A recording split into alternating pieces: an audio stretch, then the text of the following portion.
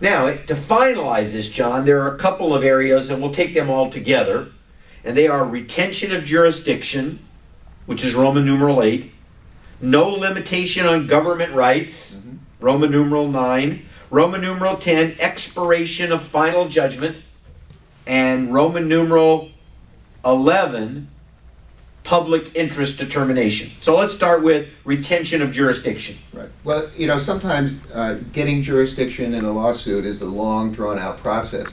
Once they have the jurisdiction, this provision says that the court is going to retain their jurisdiction. So this court, this district, this judge, maybe even? If the judge is still around. The judge is still there? It's more the court, and it's more, you don't have to go through all the legal processes of subpoenas and things.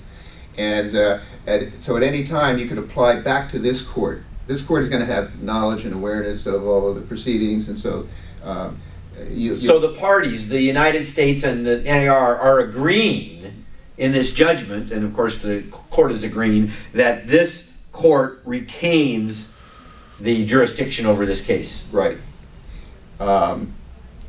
The next one, the limitation on government rights, nothing shall limit the right of the United States to investigate and bring actions to prevent or restrain violations of antitrust laws concerning any rule or practice adopted by NAR. So just because they've decided kind of this case, they have the judgment, doesn't mean that they're saying other matters that are brought to our attention about antitrust violations. We are still going to be able to pursue those. We haven't waived our rights to those. No limitation on government rights. So, well, since when does the government have any limitation on their rights? I mean, but so there's no limitation that they can bring action at any time on other issues or violations of anything that they see in this particular judgment. It's just a reminder, hey, we're the government, anytime antitrust, we can come in there. Now this final judgments don't normally have an expiration period.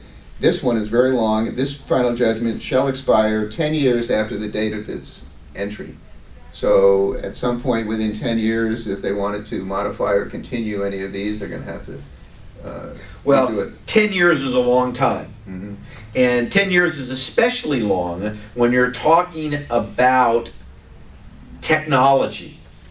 And technology as a delivery vehicle for information.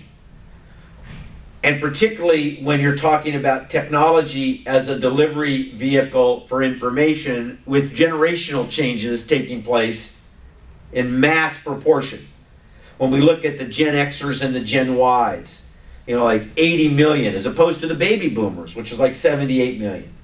That the method of receiving information, the method of assimilating, disseminating, and disseminating information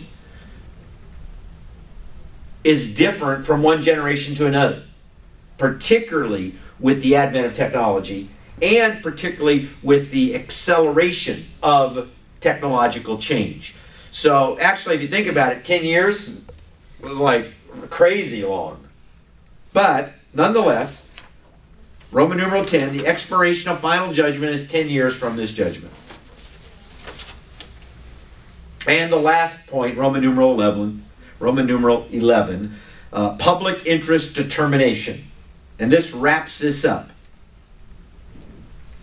It's just declaring that this whole judgment is in the public interest, and that it is in compliance of particular antitrust procedures and penalties act.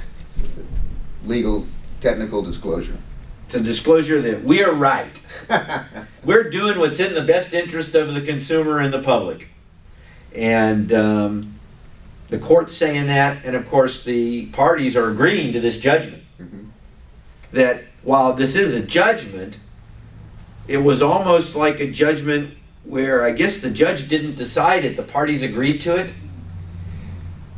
Or were they all kind of co-conspirators in the creation of this judgment?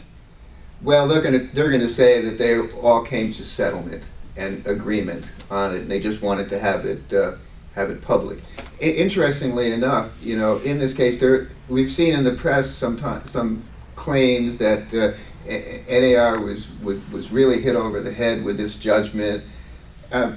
It should be noted that there weren't any fines assessed against NAR. Yeah, very important. Yeah, so it's almost like this is what in some cases, is like a declaratory judgment where they're saying, hey, we've looked at your material, and there might have been some disagreement as to what something meant, so we're declaring that this is really what it should be, and both sides are agreeing to it. Well, and based on our knowledge of what took place, we believe that NAR was trying to work with the Department of Justice from day one on coming to some agreement that the Department of Justice would deem as palatable, and that the legal department at NAR and their counsel went out of their way to come up with a workable delivery and rules around the delivery of listing information. And we know the people involved, and we know that they were all very concerned about doing this the right way, and it was a surprise to us, not really, but I mean a surprise to see the Department of Justice file suit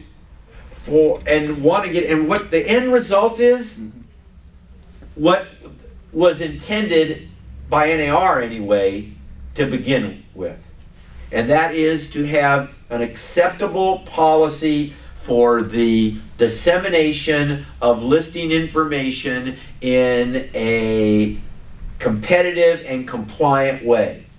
And from Internet Crusade and Realtown, the National Association of Realtors has done a superb job in dealing with a complex situation and a complex issue.